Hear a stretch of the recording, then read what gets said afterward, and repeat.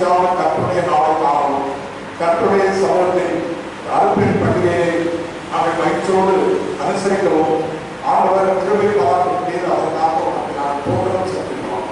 இப்பொழுதும் ஆகவே நீர் எங்களுக்கு செய்த நன்மைகளை நாம் நினைத்தவர்களாக உமக்கு நன்றி கூறி இந்த சமூகத்தை உண்மை தொடர்ந்து சேவிக்கும்படியாக ஏற்றுக்கொள்ளும். எங்களுடைய அங்கேயும் நம்பிக்கையோடு ஆராய்ந்து நல்லாசிரியருக்கு செல்ல ஆண்டவர் அருள் கிருபை தொடர்ந்து இந்த ஆராய்ச்சி முழுமையாக பெற்று கிடைக்கப்பெறுவதால் இயேசு கிறிஸ்துவின் நாமத்தை ஜெபிக்கிறோம்.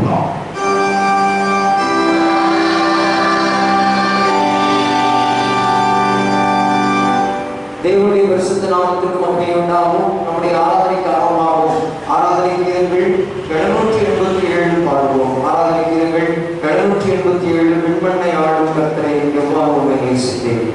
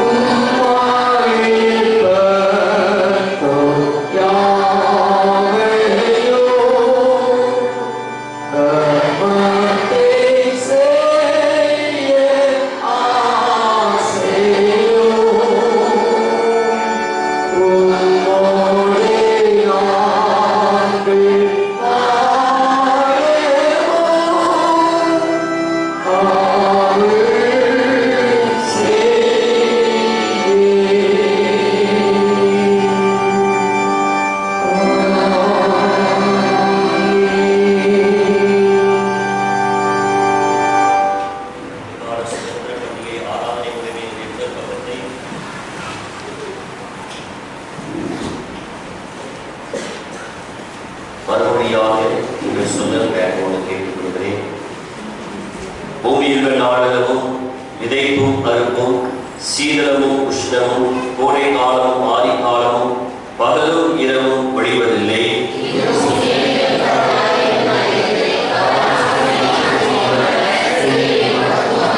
உன் கர்ப்பத்தின் கனியும் உன் நிலத்தின் கனியும் உன் மாடுகளின் பெருக்கமும் உன் ஆடுகளின் மந்தைகளும் ஆகிய உன் இறுதி ஜீவன்களின் பலரும் ஆசீர்வதிக்கப்பட்டிருக்கும்.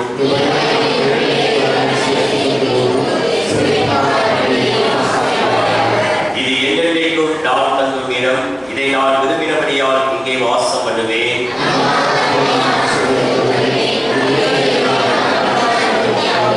இப்படி இருக்க சகோதர சகோதரிகளே, கர்த்தர் வருமளவும் நீங்கள் பொறுமையாயிருங்கள். இதோ பயிரிடுகிறவன் பூமியின் நற்பலனை அடைய வேண்டும் என்று முன்மாறியும் பின்மாறியும் வருமளவும் நீடிய பொறுமையோடு காத்திருக்கிறார். நீங்களும் நீடிய பொறுமையோடு இருந்து உங்கள் இருதயங்களை ஸ்திரப்படுத்துங்கள். யாரும் உலகால் படியிட்டு மௌனமாக நம்பினாமே சொல்லி தருவோமாக.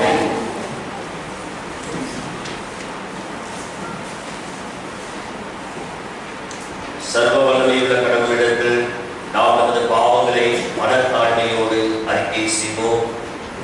எங்கள் தந்தையாம் கடவுளே,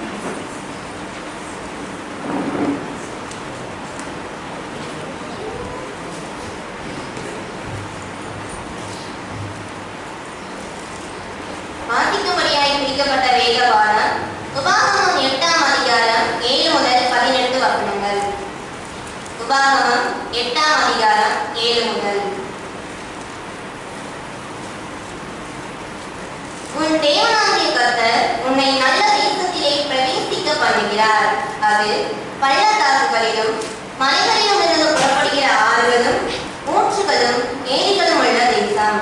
அது கோதுமையும் வார்கோதுமையும் திராட்சை செடிகளும் அத்தி மரங்களும் மாதளம் செடிகளும் உள்ள தேசம். அது ஒலிவ மரமும் எண்ணெயும் தேனும் உள்ள தேசம். அது தாழ்ச்சி இல்லாமல் அப்பம் புசிக்கத்தக்கதும் ஒன்று உனக்கு குறைவுபடாததுமான தேசம். அது கல்லுகள் இருவாகிறதும் செம்பு வெட்டி எடுக்கத்தக்க மலைகள் உள்ளதுமான தேசம். ஆகையால் நீ புசித்து திருப்தியடைந்திருக்கையில் உன் தேவனாகிய கர்த்தர் உனக்கு கொடுத்த அந்த நல்ல தேசத்துக்காக அவரை தோற்கடிக்க கடவாய். உன் தேவனாகிய கர்த்தரை மறவாதபடிக்கும் இன்று நான் உனக்கு விதிக்கிற அவருடைய கற்பனைகளையும் நியாயங்களையும் கட்டளைகளையும் கைக்கொள்ளாமல் போகாதபடிக்கும் எச்சரிக்கையாயிரு.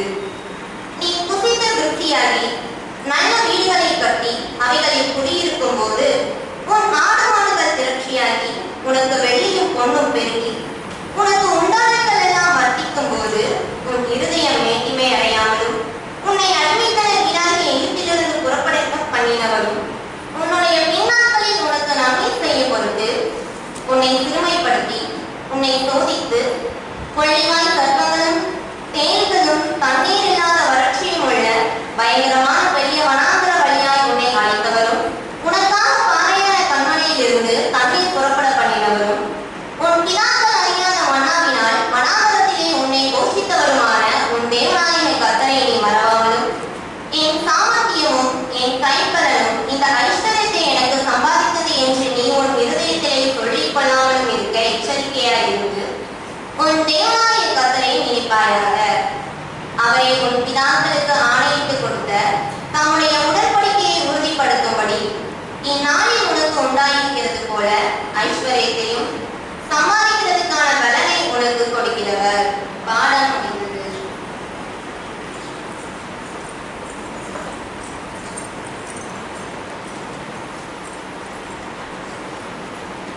இரண்டாம் வேத பாடம் மத்தேயு எழுதின சுவிசேஷம் 6ஆம் அதிகாரம் 24ஆம் வசனம் முதல் 34ஆம் வசனம் வரை. மத்தேயு 6ஆம் அதிகாரம் 24ஆம் வசனம் முதல் 34ஆம் வசனம் வரை. இரண்டு எஜமான்களுக்கு ஊழியம் செய்ய ஒருவனால் கூடாது. ஒருவனை பகைத்து மற்றவனை சிநேகிப்பான், அல்லது ஒருவனை பற்றிக்கொண்டு மற்றவனை அசட்டைப்படுவான். தேவனுக்கும் உலக பொருளுக்கும் ஊழியம் செய்ய உங்களால் கூடாது. ஆகையால் எண்ணத்தை உண்போம் எண்ணத்தை குடிப்போம் என்று உங்கள் ஜீவனுக்காகவும் எண்ணத்தை உடுப்போம் என்று உங்கள் சரீரத்துக்காகவும் கவலைப்படாதீர்கள் என்று உங்களுக்கு சொல்கிறேன். ஆகாரத்தை பார்க்கிலும் ஜீவனும் உடையை பார்க்கிலும் சரீரமும் விசேஷித்தவைகள் அல்லவா? ஆகாயத்து பட்சிகளை கவனித்து பாருங்கள். அவைகள் விதைக்கிறதும் இல்லை, அறுக்கிறதும் இல்லை, களஞ்சியங்களில் சேர்த்து வைக்கிறதும் இல்லை. அவைகளையும் உங்கள் பரமபிதா கிளை கூட்டுகிறார். அவைகளை பார்க்கிலும் நீங்கள்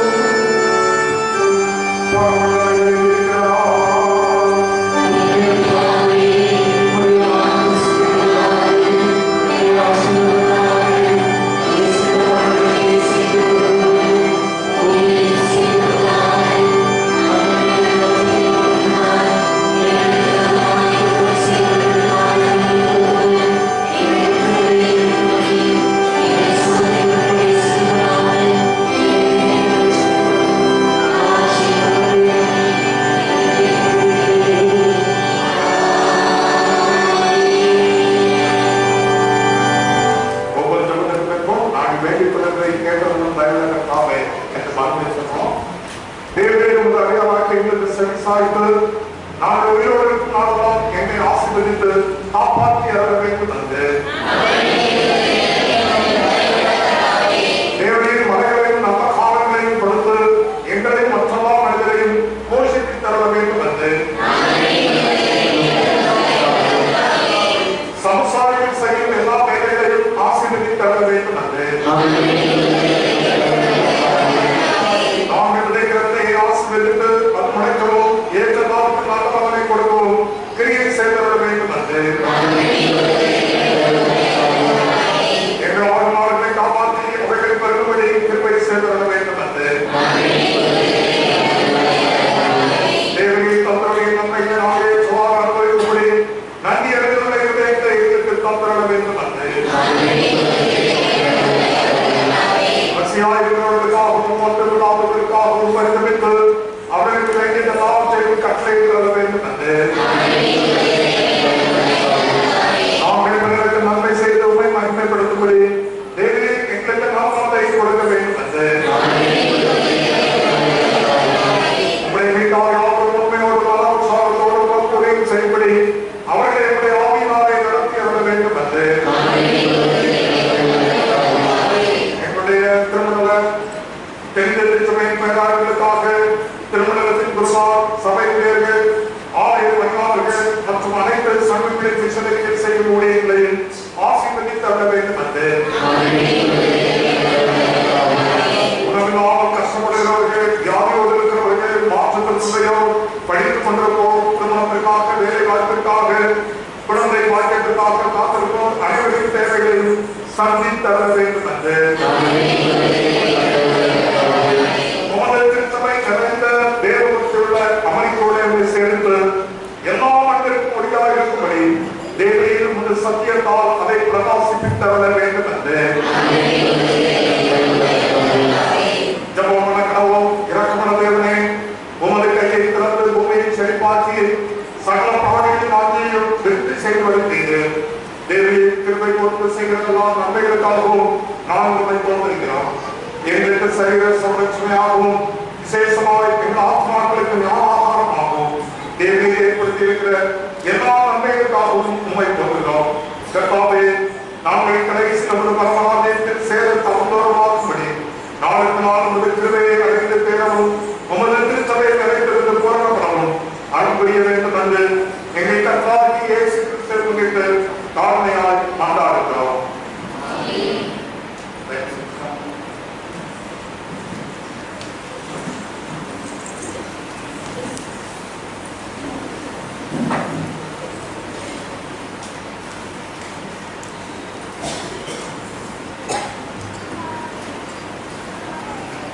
இவ்வார்த்தைக்குரிய சத்திய வசனம், இயேசுவின் சமாதானம்.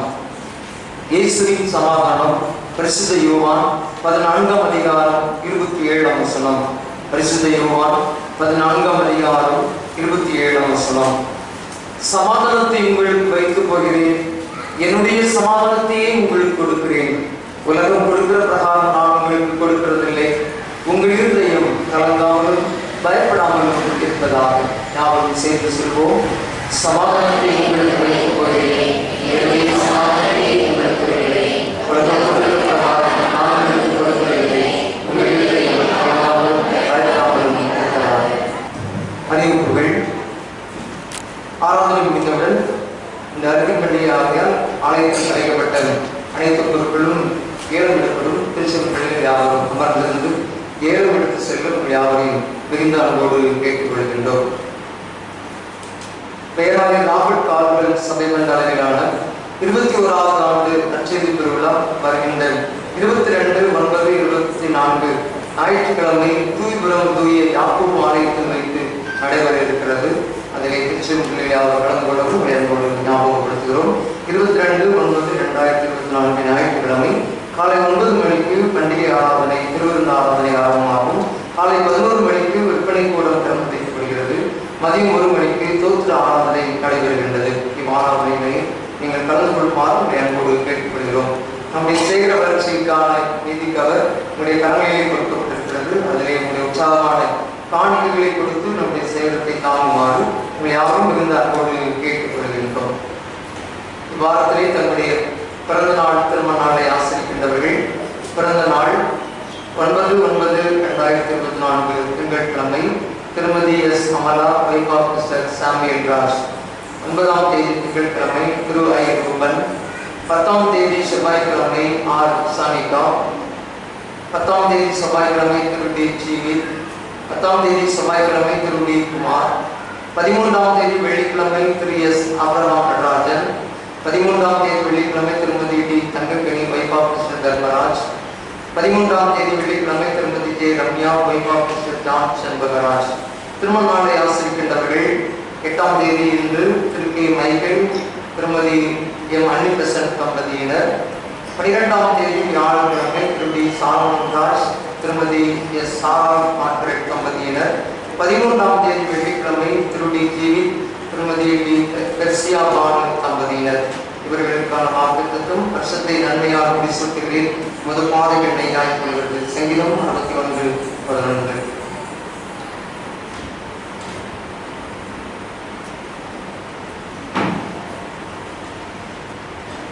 தலைவராக தெரிவிப்போம். அன்பின் பரம இந்த நாளில் இந்த வாரத்திலும் புதிய வயதுக்கு வந்து பிறந்தநாள் கொண்டாடுபவர்கள் மற்றும் திருமண ஆடை அறிவிப்பவர்களை நம்முடைய திருக்கரங்களை பொறுத்து தெரிவிக்கிறோம். ஆடவரை மட்டும் நடத்துவதற்காக உமக்கு நன்றி. கர்த்தர் தொடர்ந்து காலங்களை தமது கவனில் வைத்திருக்கிறதாக புதிய வயதை திருமண ஆண்டை கொடுக்கின்றேன். நீர்தாமை இந்த புதிய ஆண்டை நீர் ஆசீர்வாதமாக்கி கொடுக்கிறார்கள். நன்மைகள் கிழமைகளும் தொடர்படியாக செய்யும். என்னாலும் நாட்கள் பெறும் என்னுடைய திருவார்த்தையை புதிய வயதை கொடுப்பதன்படியாக புதிய திருமண ஆண்டை குடும்பமாக கண்டு கழிவுறுவதாக வாக்கியத்தை தேவையை கொடுத்தார். இயேசு கிறிஸ்துவின் நாமத்தை ஜெபிக்கிறோம்.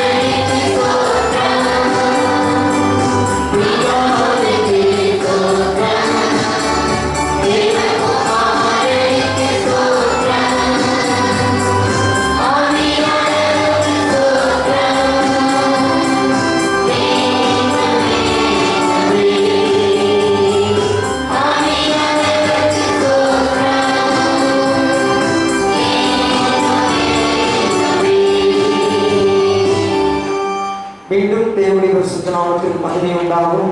ஆண்டுடைய வார்த்தைக்கு ஆயத்தமாகும். ஆராதனை கீதங்கள் 622 பாடுவோம். ஆராதனை வரவை புத்தகத்திலே 13ஆம் பக்கத்தில் உள்ள 3வது பாடல் காலந்தோறும் தயவாக தேவர்கள் அளித்திடும்.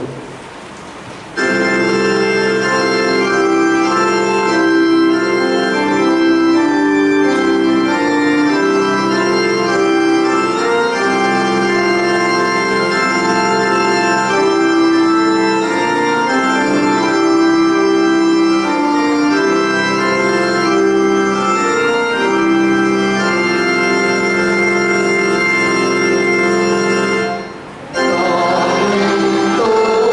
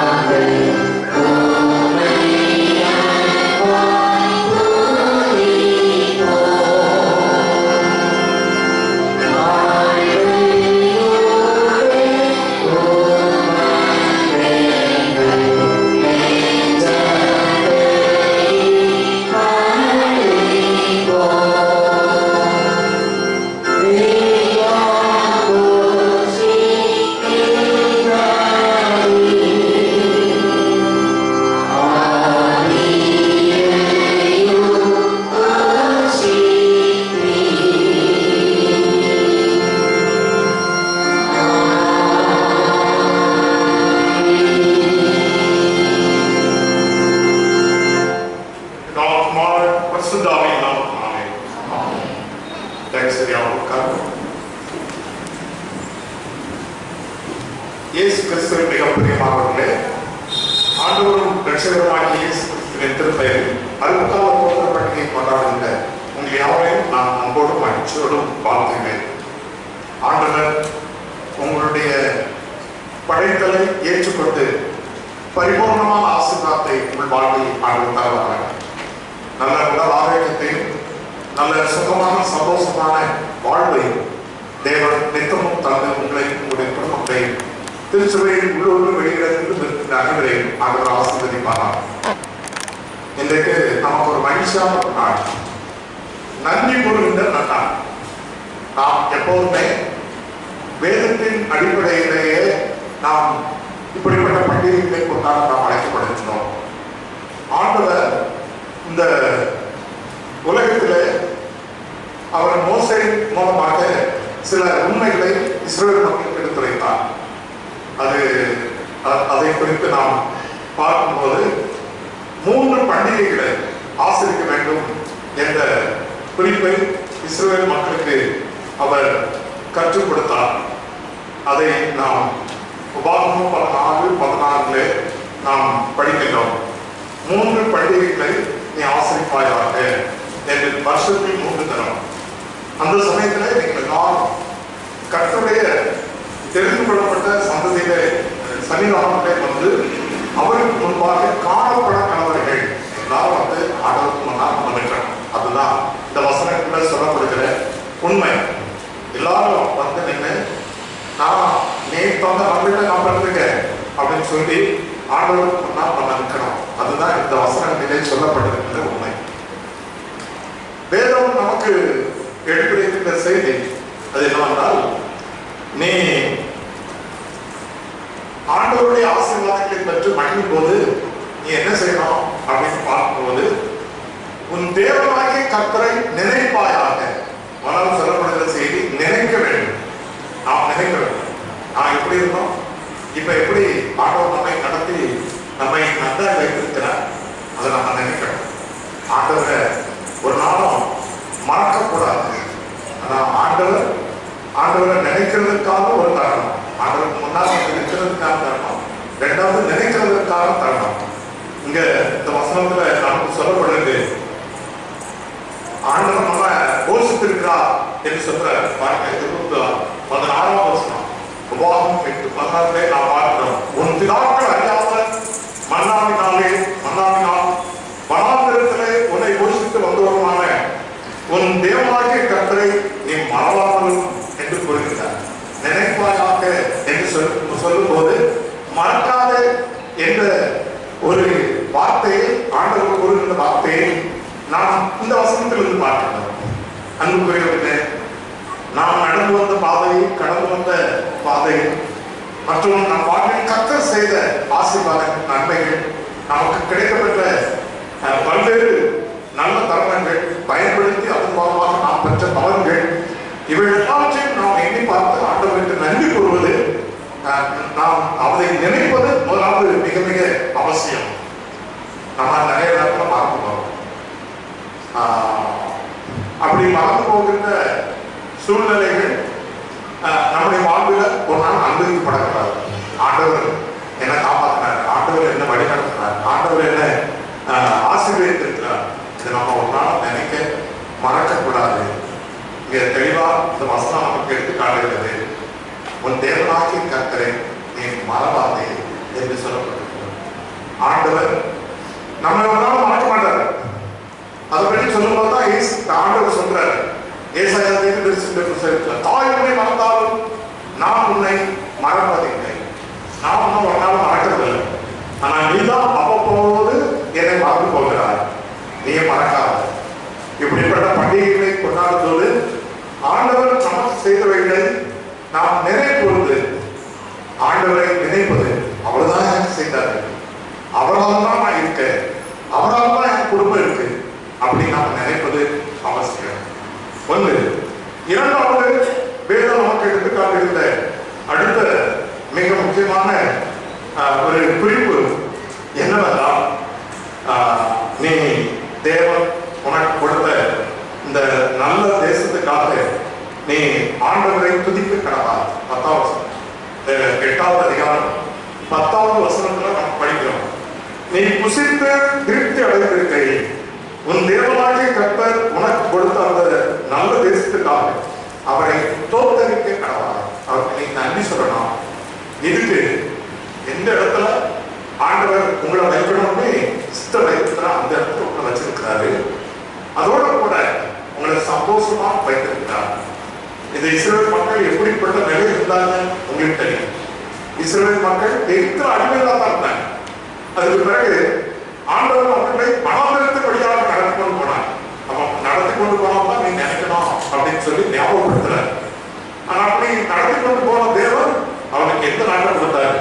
கானான் தேசத்தை கொடுத்தார். அந்த தேசம் எப்படிப்பட்டது? பாலும் தேனும் ஓடுகிற தேசம், அதாவது செழிப்பான தேசம். அதான் ஆண்டவர் அவர்களுக்கு கொடுத்தாரு. அப்படி அந்த செழிப்பான தேசத்துக்காக நேர்ச்சாண்டல் நடத்திட்டேன். பாலஸ்தீனாவுக்கும் இஸ்ரேலுக்கும் சண்டை நடந்துட்டு, இஸ்ரேலுக்கும் சண்டை நடந்துட்டு நாம தெரியும். அங்கிருந்து இங்கும் இங்கிருந்து அங்கும் ஏவுகணைகள் சென்று கொண்டு நம்ம அதை தொலைக்காட்சியில் பார்க்கணும். மற்றும் பல்வேறு செய்திகள் வழியாக நம்ம கேள்விப்பட்டோம். நம்ம எல்லாரும் 2 நாட்டு மக்களுக்காக ஜெபம் பண்ணோம். 2 நாட்டு மக்களுக்காக நம்ம ஜெபம்.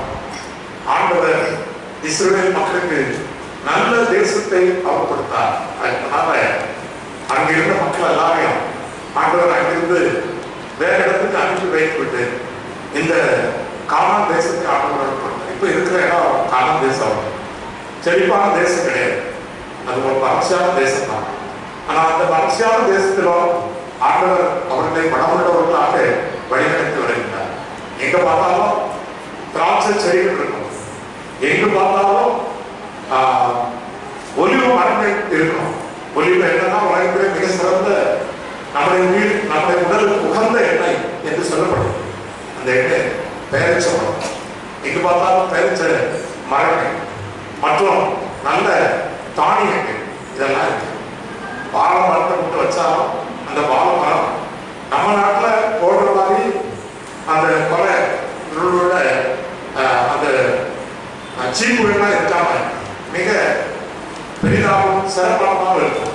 அந்த நாட்டில் உள்ள ஒரு மிக சிறப்பான ஒன்று மாதளம். நாம் ஒரு முறை போயிருக்கும் போது ஒரு பழத்தை எடுத்தாங்க. ஒரு பெரிய கப்பு, அந்த கப்பு சால் $1 பக்கம். $1 தான் அன்னைக்கு 43 ரூபா வச்சு. அவ்வளவு தூரத்திற்கு அந்த ஒரு மாதுளை பழத்து சாறு ஒரு டம்ளரை அளந்து அவ்வளவு பெரிய நல்ல தரம் மிக்க பழங்கள் ஆண்டவர் அவங்களுக்கு கொடுக்க. அதனால் நிலத்தின் பயிர்கள் மற்றும் நில வளங்களை எல்லாம் நீ பார்க்கும்போது நீ என்ன நினைக்கிறது மட்டுமல்ல, நீ நன்றியும் சொல்லணும், நீ நன்றியும் சொல்லணும் சொல்லி அங்க இந்த வசனங்கள்ல குறிப்பிடுகின்றதை நாம் பார்க்கிறோம். உனக்கு கொடுத்த அந்த நல்ல தேசத்துக்காக, நீ இருக்கின்ற தேவத்துக்காக ஆண்டவரை தோத்தரிக்க கடவாய் இப்படியெல்லாம் சொல்லிட்டு அதுக்கு பிறகு நீ தொடர்ந்து என்ன நீ நம்பிக்கையா இரு என்று கூறுகிறார்.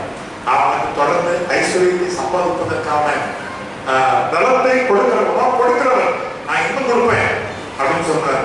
அதனால ஏமாற நீ நம்பிக்கையா இரு என்று கூறுகிறார். அதாவது நான் சொன்னேன் நினை என்று, 2வது நான் சொன்னேன் தோத்தரிக்க கடவாய் நன்றி என்று, 3வது இந்த வசனம் நமக்கு எடுத்துக்காட்டுகின்ற உண்மை குறிப்பு என்னவென்றால் நீங்கள் நம்பிக்கையோடு இருக்கு, எங்களை இன்னும் ஆண்டவர் ஆசீர்வதிப்பார், இந்த நம்பிக்கையோடு இருக்கு என்றும் இங்கே இந்த வசனத்தின் வழியாக ஆண்டவர் விளக்குகின்றதை பார்ப்பார். பொருட்களெல்லாம் கொண்டு படைத்திருக்கீங்க, எப்படி நான் படைச்சிருக்கேன் அப்படின்னு நீங்க யோசிச்சு பார்க்கணும். வேதத்திலிருந்து ஒரு 3 மனிதர்களை நான் பார்க்க வைக்கிறேன். முதலாவது ஆதியாகம புத்தகத்திலே 4வது அதிகாரத்திலே 2 பேர் காணிக்கைகளை கொண்டு வந்து படைத்தார்கள். நல்லா தெரியும் யாரெல்லாம் படைச்சா? காயின் ஆபேல் 2 பேரும் காணிக்கைகளை கொண்டு வந்து படைத்தார். இந்த ஆண்டவர் இந்த ஆதாம் ஏவாளுக்கு சொல்லிக் கொடுத்திருந்த நான் தான் உங்களை படைச்ச ஏதேன் தோட்டம் வச்சிருக்கேன் சொன்னார். ஆனா அவருக்கு விரோதமா அவருக்கு கீழ்ப்படியாம போனதுனால அவங்களுக்குள்ள இருந்த உறவு பிரிவு ஏற்பட்டுவிட்டது. இன்னைக்கு இயேசு சமாதானம், பிரபு இயேசு தான், இயேசுவே சமாதானம், அதான் என் தலைப்பு. ஏன் இந்த சமாதான குறைவு ஏற்பட்டது என்று பார்த்தா, இங்க முதலாவது இந்த வசனம் மனிதனுக்கும் மனிதனுக்கும் பொறாமையினால் சமாதான குறைவு ஏற்பட்டது. இந்த வசனத்தை நம்ம படிக்கும்போது படைத்தலின் அடிப்படையில் நம்ம பார்க்கணும். அப்படி 2 பேர் நாளைக்கு படி போனாங்க. ஒருவர் போய் படைத்துட்டார். 2 பேரும் அவங்க காணிக்கைகளை கொண்டு போய் தான் படைச்சாங்க. ஆனா அது வித்தியாசம் இருக்கு. அதுல வித்தியாசம் இருக்கு. ஒரு ஆண்டவர் அவரு நான் வெஜிடேரியனா, அதனாலதான் அவரு இந்த தலையிட்டு ஆட்டு குட்டியை படைச்சதை ஏற்றுக்கொண்டாரா நம்ம நிறைய நேரத்தில் யோசிச்சு பார்ப்போம். அப்பதான் சங்கீதம் விளக்கம் கொடுக்கணும். நான்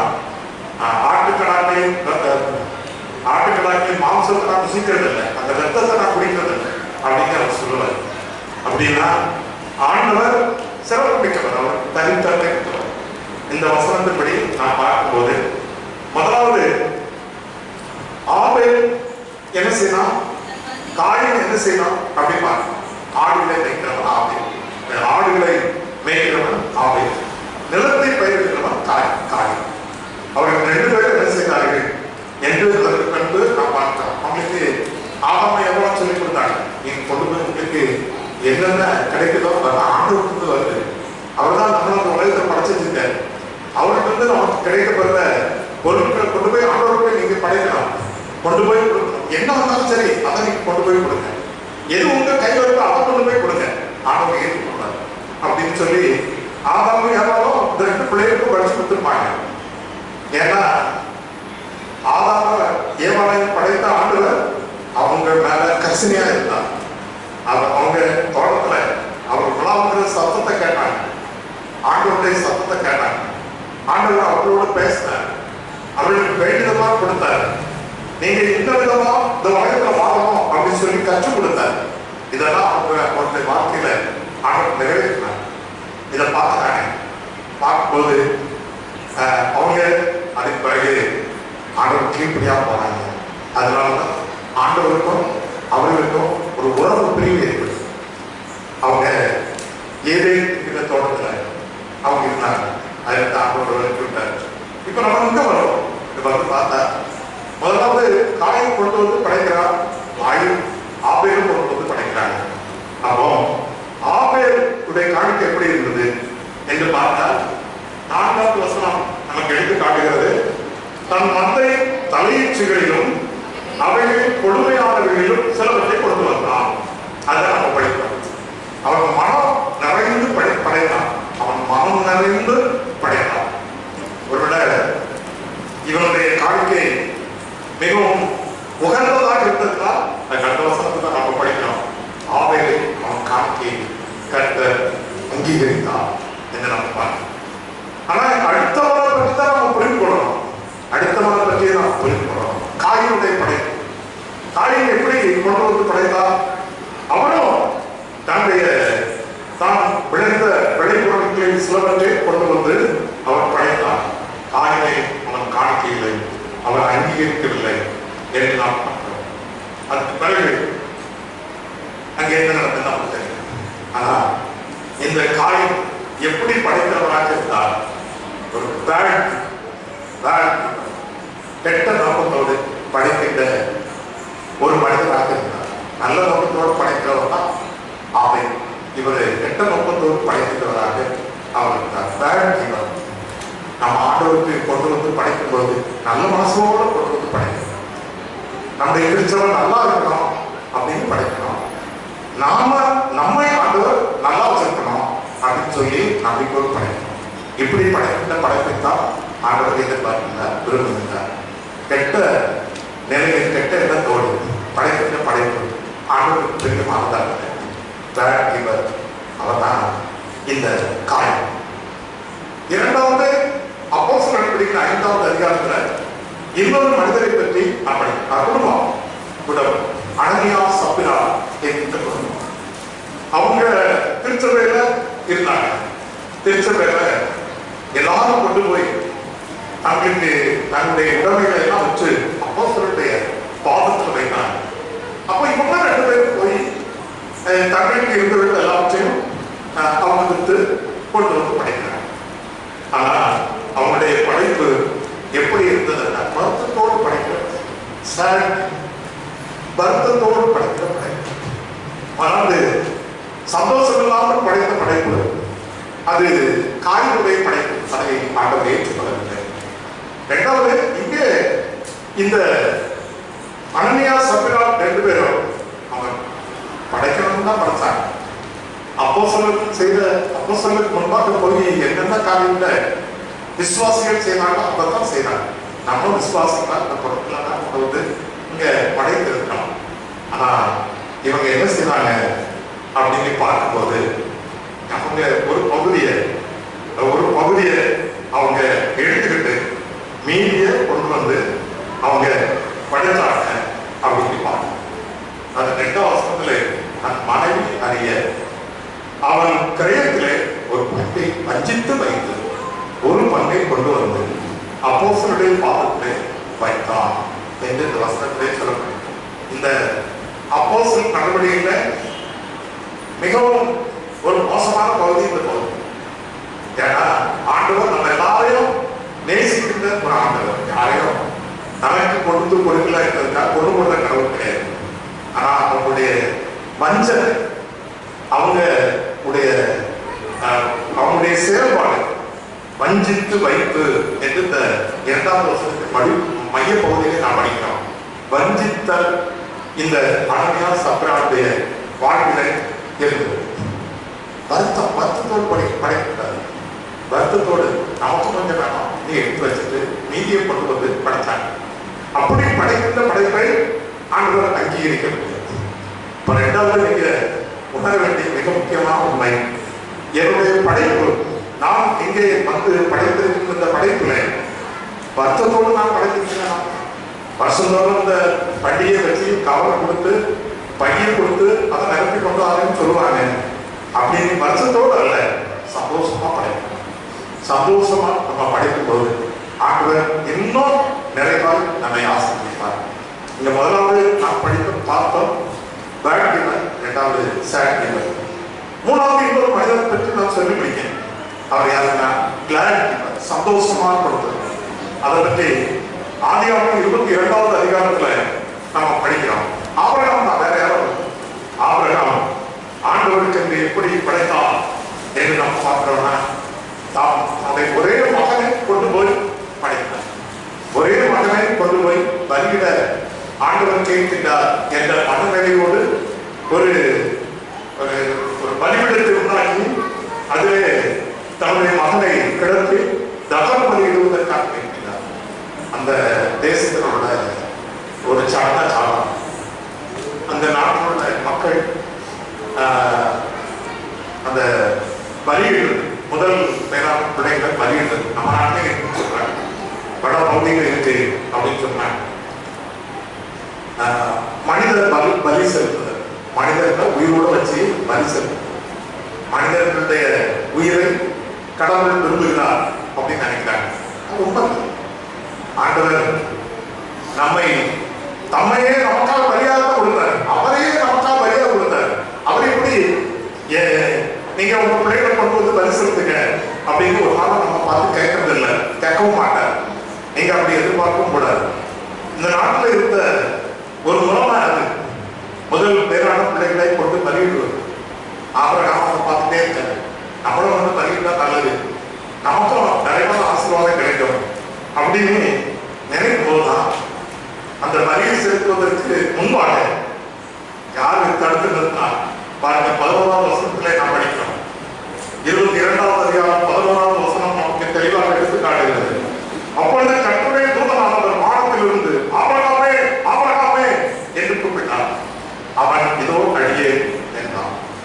அதுக்கு பிறகுதான் அவன் எப்படி பாராட்டப்படுகின்றான் என்பது அடுத்த வசனத்திலே நமக்கு தெளிவாக சொல்லப்பட்டிருக்கிறது. அவன் அந்த பலியை செலுத்தும் போது அந்த பலியை உன் மகனை எனக்காக பலியிடு சொல்லி அந்த தகவல் பலியை ஏற்றுக்கொள்ளவே அவனுக்கு விருப்பம். ஆனா அவன்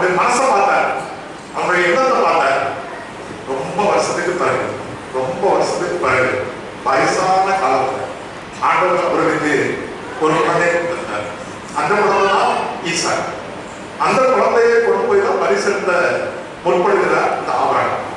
ஆனா அந்த பலி ஆண்டவர் ஏற்றுக்கொள்ள அவனுக்கு தெரியும், ஆண்டவர் நிச்சயமா என்னுடைய சந்ததியை ஆசீர்வதிச்சுட்டாங்க. என்னுடைய சந்ததியை எனக்கு ஒரு குழந்தை தான், இதோட முடிஞ்சு போட்டா அவன் வாழ்க்கை அப்படி விட்டு விடுங்க ஆண்டவர் அல்ல. சந்ததி சந்ததியாக ஆசீர்வதிக்கின்ற ஆண்டவர், சந்ததி இல்லாமல் தடுத்து நிறுத்துகின்ற ஆண்டவரும் அல்ல. அப்பதான் ஆண்டவரால் பாராட்டப்படுகிறார். ஏன் பாராட்டப்படுறாருன்னா மகிழ்ச்சியாய் கொடுத்தார், மகிழ்ச்சியாய் கொண்டு போய் கொடுத்தார். பலி முக்கியமான ஆண்டவர், அதனால தான் தடுத்து நிறுத்தப்பட்டார். ஆனா அதே சமயத்துல அவருடைய படைப்பு முக்கியமான அந்த படைப்பினை நாம் பார்க்கின்ற உண்மை என்னவென்றால் மகிழ்ச்சியோடு படைத்தார். சந்தோஷமா படைத்தார். நம்முடைய வாழ்க்கையில் நாம் சந்தோஷமாய் படைக்கும் போது சகல ஆசீர்வாதத்தை நாம் பெறும். சந்தேகத்துக்கு இடமே கிடையாது. இங்க பாருங்க, நீ ஆசீர்வதிக்கப்பட்டிருப்பாய், உன் மூலமாய் இந்த உலகம் முழுவதும் உன் சந்ததியாக நீ ஆசீர்வதிக்கப்பட்டிருப்பாய் என்று சொன்னதோடு மட்டுமல்ல, அதை தேவன் தன்னுடைய வாழ்விலே இஸ்ரவேல் நம்முடைய வாழ்விலே நிறைவேற்றியும் கொடுத்தார் என்று நாம் அவ்வளவு இந்த ஆண்டவர் இந்த ஆபிரகாம் பாராட்டுகிறார். பாருங்க, நீ அவனை உன் மகன் என்றும் பாருங்கள், மகன் என்றும் ஒரே மகன் என்றும் பாருங்க, நீ உன் புத்திரன் என்றும் உன் ஏக சுதன் என்றும் பாராமல் எனக்காக ஒப்பு கொடுத்தபடினால் என்று நாம் பார்க்கிறோம். ரொம்ப நாளைக்கு பிறந்த குழந்தை, ரொம்ப நாளைக்கு பிறகு ஒரே குழந்தை, அதுக்கு பிறகு குழந்தை அவருக்கு பிறக்கல, ஒரே குழந்தை. அந்த குழந்தைய பலியிட்டதை அவர் எப்படி அனுமதிப்பார்? ஆண்டவர் அதுக்கு முன்னாலே சொல்லிட்டாரு, மணலை பாரு, உன்னால என்ன முடியுமா? என்ன முடியாது, என்ன முடியாதியா? ஆண்டவரை பார்த்து சொல்லிட்டாங்க. மேல பாரு, கீழே பாரு, மணல் இருக்கு, மேல பாரு, நட்சத்திரம் இருக்கு, அதை எப்படி பாரு, உனக்கு என்ன முடியுமா அப்படின்னு கேட்கிறாரு. என்ன முடியாது, அவன் ஒப்புக்கொள்ளலாம். இது மாதிரிதான் நான் உன்னை ஆசீர்வதிக்க போறேன் அப்படின்னு ஆண்டவர் சொல்றாரு. மணலை என்ன கொடுப்பாலும் என்னவா, என்ன முடிஞ்சா எண்ணிக்க, நட்சத்திரம் என்ன முடியாதா எண்ணிக்க. இன்னும் நிறைய நட்சத்திரங்கள் வந்து ஒளி சூழல் நமக்கு உலகத்துக்கு கிடைக்காம இருக்குதுன்னு கூட சொல்றாங்க. அப்போ எத்தனை நமக்கு யாராலும் நம்ம கவுண்ட் பண்ண முடியாது. அண்ட சராசரங்கள் ஏற்று கொண்டிருக்கிறது, எல்லாம் ஏற்று கொண்டிருக்கிறது. அந்த ஏற்றுகளில இந்த நட்சத்திரமும் உண்டு. அதனுடைய ஒளி இந்தியாவுக்கு நம் உலகத்துக்கு வழங்கவில்லை. அப்படிப்பட்ட நல்லதான் அந்த ஆபிரகாம் கொடுக்கப்படுகிற ஆசீர்வாதத்தை நிலை ஏகசுதன் உன் மகன் என்றும் உன் ஒரே மகன் என்றும் நான் எனக்காக ஒப்பு கொடுத்தபடிதான் நீ தேவனுக்கு பயப்படுகிறவன் என்று இப்பொழுது அறிந்திருக்கிறேன் என்றார் என்பது இந்த வசனம் நமக்கு விளக்குகின்ற நாம நம்முடைய படைப்பினை மகிழ்ச்சியோடு நாம் படைக்கும் போது நம்முடைய எண்ணங்களை ஆண்டவர் அறிகிறார். அந்த எண்ணங்களுக்கு ஆண்டவர் ஏற்ற பலனை நமக்கு கொடுக்கிறார். நம்மை குறைபட வைத்திருந்தில்லை. இவன் குழந்தை இல்லாம இருக்கிறவன் சொல்லி எல்லாரும் சொல்லியிருப்பாங்க. ஆனா அதே சமயத்துல ஆண்டவர் குறைவோடு நம்மை வைக்கின்றவர் அல்ல. சந்தோஷமாய் கொடுக்கும் போது நிச்சயமாய் ஆண்டவர் நமக்கு சந்தோஷமாய் கொடுத்து சம்பூர்ணமாய் கொடுத்து சகல நன்மைகளையும் கொடுத்து நம்மை ஆசீர்வதிப்பார். 3 பேர் சொல்றேன். ஒன்று வருத்தத்தோடு படைத்தவன் வேற, இரண்டாவது அவன் வஞ்சித்து படைத்தவன் சேரவர், மூணாவது விருப்பத்தோடு படைத்தவன் அவன் ஆபிரகாம். விருப்பத்தோடு படைத்த மக்களாக நாம ஆண்டவருக்கு படைத்தோம். அவர் சொன்னார், நான் ஒன்ன ஆசீர்வதிப்பேன், உன் சப்தியை ஆசீர்வதிப்பேன் சொன்ன அந்த வாக்குத்தத்தை ஆண்டவர் திருச்சபை மக்கள் அனைவருடைய வாழ்வு உண்மையோடு உமக்கு உகந்தவருக்காக வாழ நாங்கள் ஒப்படைத்து படைக்கிறோம் என்று படைக்கும் போது நம்மை ஆசீர்வதித்து தொடர்ந்து மென்மை நம்மை ஆசீர்வாதத்தின் பாதை நடத்தும். திரையாக Amen.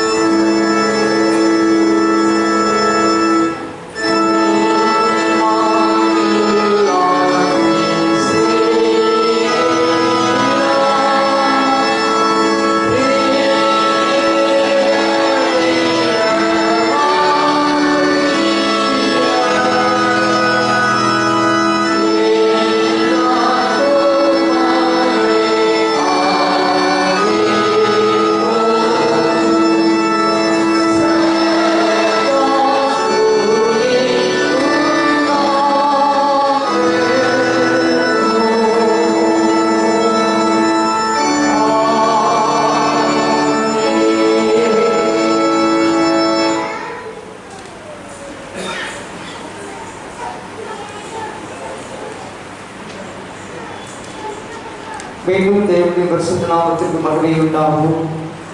நம்மையும் உடைய காணிக்கைகளை மாண்புடைய சன்னிதானத்தில் அர்ப்பணிக்க வண்ணமாகும். ஆராதனை கீதங்கள் 262 பாடுவோம். ஆராதனை கீதங்கள் 262. ஆராதனை முறைமை புத்தகத்தில் 15வது பக்கத்தில் உள்ள 6வது பாடல் ஆண்டவர் பங்காகவே ரசவமாகும் வருகைத்தார்.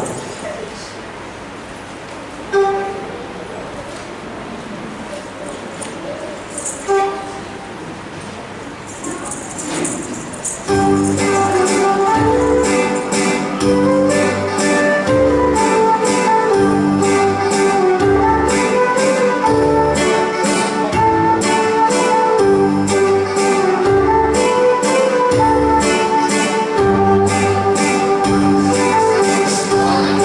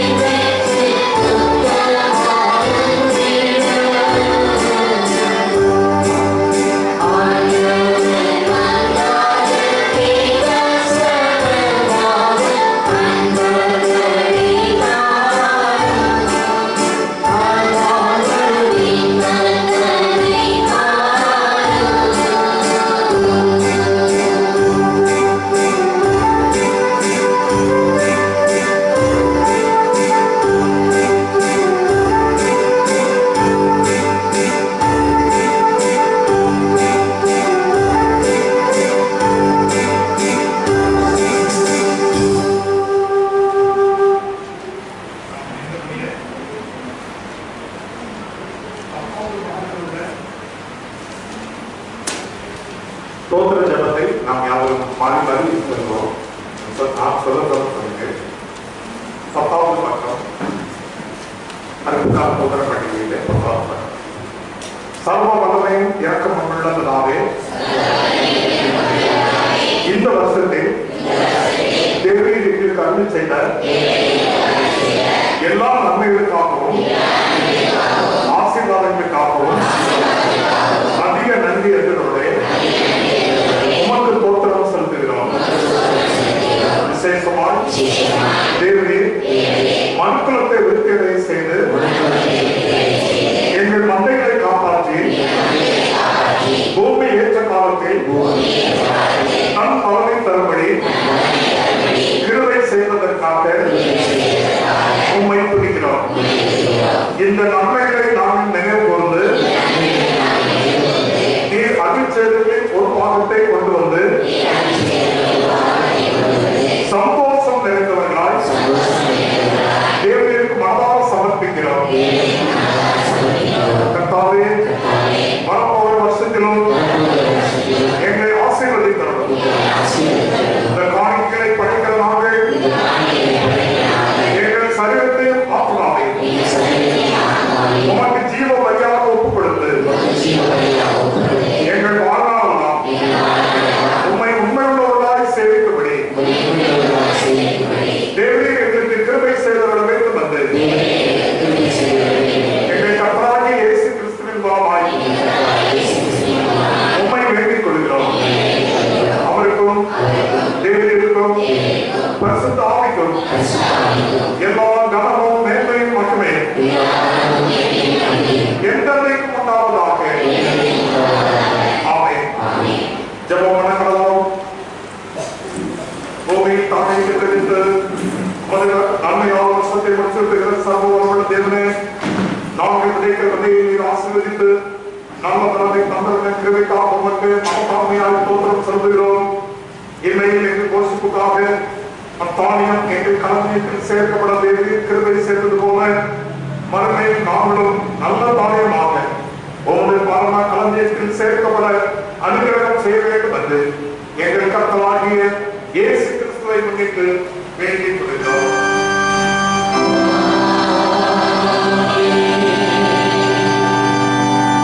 உங்கள் பாவம் இனத்தினுடைய தொடரை உண்மையாக சாபப்பட்டு பிறரிடத்திலாம் சிநேகமாயிருந்து இனி தேவனுடைய கற்பனை கை கொண்டு புதிதாக்கப்பட்டவர்களால் அவருடைய பரிசுத்த மாற்றத்தில் நடப்போம் என்று தீர்மானித்திருக்கிற நீங்கள் விசுவாசத்தோடு சேர்ந்து உங்களுக்கு ஆர்வம் உண்டாக இந்த பரிசுத்த சாக்கிரமத்தை வாங்கிக் கொள்ளுங்கள். அதற்காக பணிவாய் பலனாக சர்வ வல்லமையுள்ள தேவனை நோக்கி உங்கள் பாவங்களை மனத்தாழ்மையால் அறிக்கைகள். சர்வ வல்லமையுள்ள தேவனே,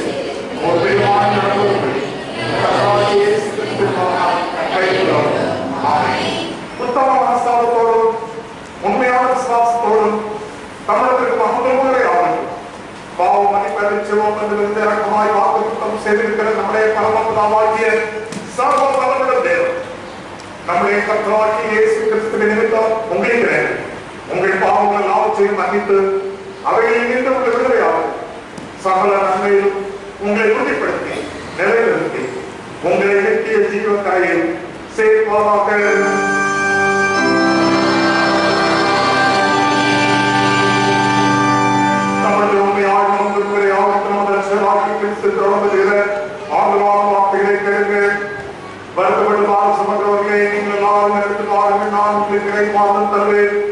தேவன் தம்முடைய உடையவராக விசுவாசிக்கிறவன் கெட்டுப் போகாமல் நித்தியத்தை அடைமுடித்து அவரை தந்தவர்களே இவ்வளவு உலகத்தில் அனுபவித்தார்.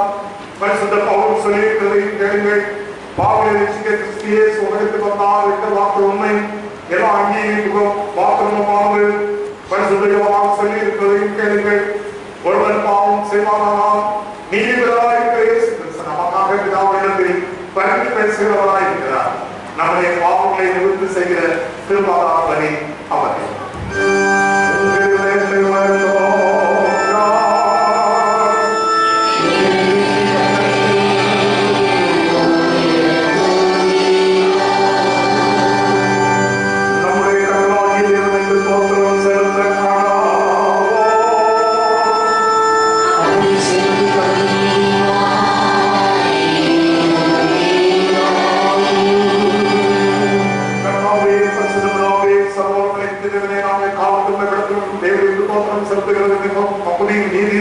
எங்களுக்கு விசேஷ கடமையுமாய் இருக்கிறது. ஆகலாம் தூதரோடும் பிரமாண தூதரோடும் அனுசமேனத்தோடும் நாங்களும் உமது மக்கள் நாமத்தை புகழ்ந்து மேன்மைப்படுத்தி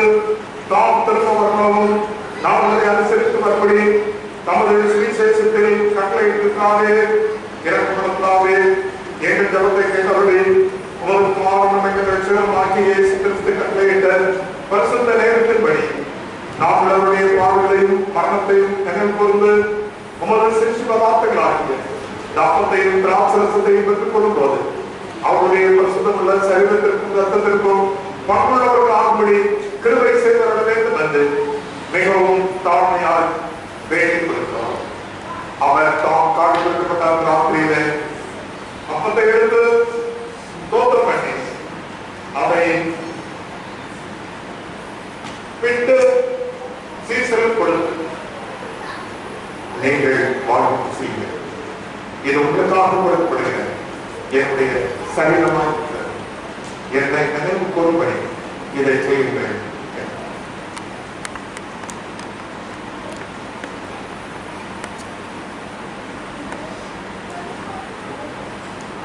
அவருடைய காவலர் வழியிலிருந்து அவர் பாத்திரத்தை எடுத்து தோற்றப்பட்ட அவர்கள் கொடுத்து, நீங்கள் எல்லாரும் இதிலே பாவமடைங்கள், இது பாவ மன்னிப்புக்காகும்படி உங்களுக்காகவும் அனைவருக்காகவும் சிந்தப்படுகிற புது உடன்படிக்கைக்குரிய என்னுடைய இரத்தமாயிருக்கிறது.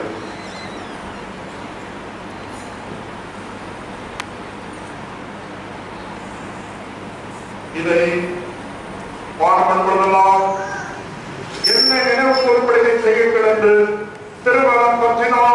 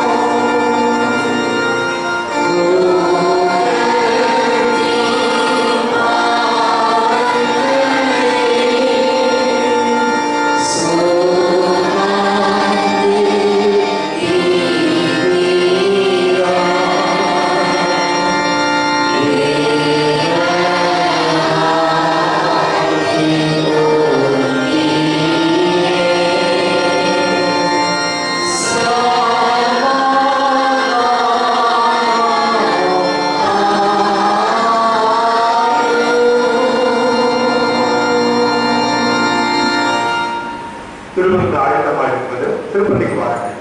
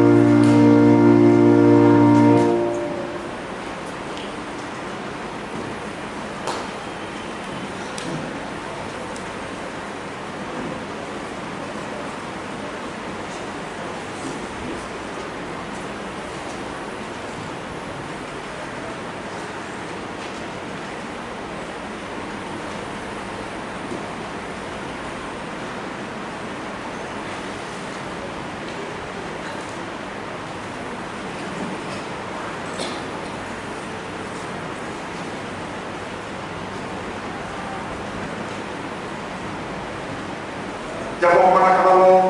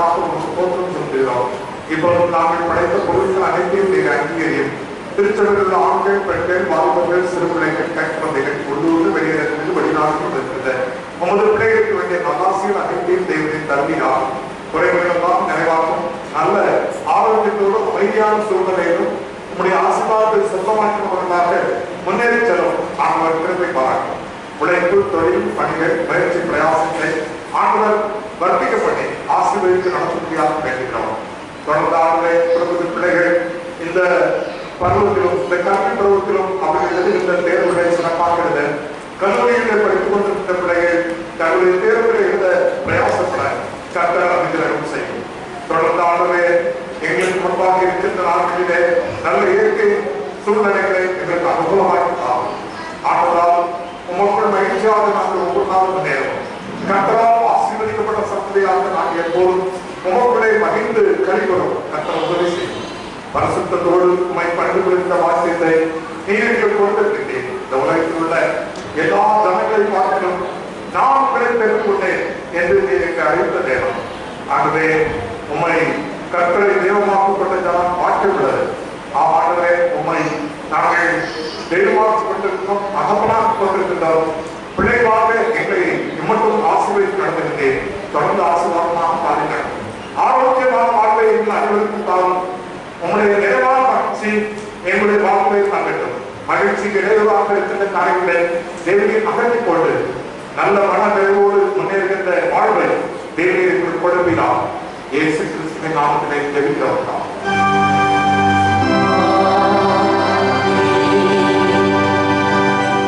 தேவனுடைய இறக்கப்பட கிருபைக்கும் பராமரிப்புக்கும் உங்களை ஒப்புகிறோம்.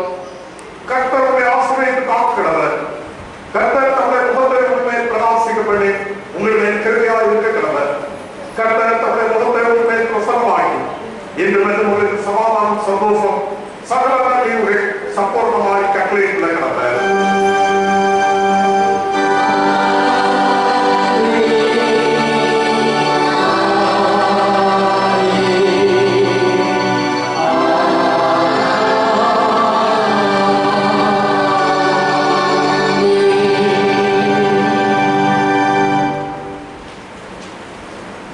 மேலும் தேவ பரிசுத்த நாமத்துக்கு மகிமை உண்டாகும்.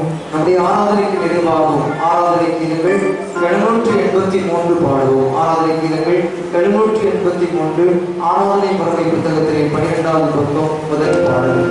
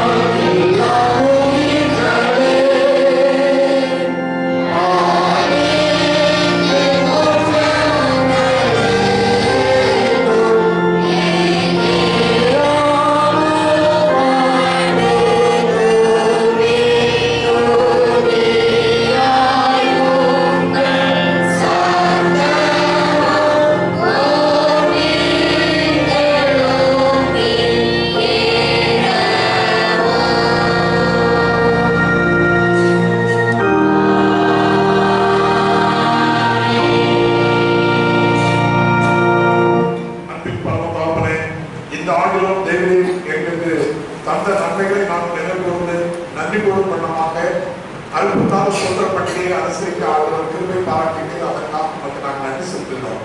கர்த்தர் எங்களுக்கு செய்த எல்லா நன்மைகளுக்காகவும் அவருக்கு நாங்கள் எண்ணத்தை செலுத்துவோம். ரட்சிப்பின் பாத்திரத்தை எடுத்துக்கொண்டு கர்த்தருடைய நாமத்தை தொழுது கொள்வோம் என்று உண்மை தொழுது செய்திருக்கிறோம். சாமி தேவரீர் தம்முடைய சம்பூர்ண ஆசீர்வாதம் தொடர்ந்து எங்கள் வாழ்வித்தார். ஆராதனை காணப்பட்ட குறைகளை மன்னியும்.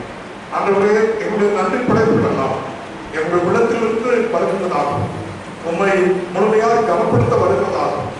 அர்ப்பணிப்போடு நாங்கள் எங்களுடைய காணிக்கைகளை நாங்கள் ஆண்டவருக்கு படைக்க தொடர்ந்து அன்புடன் செய்வோம். இயேசு கிறிஸ்துவின் நாமத்திலே ஜெபிக்கிறோம். கர்த்தர் உங்களோடு இருப்பாராக. தேவ சமாதானத்தோடு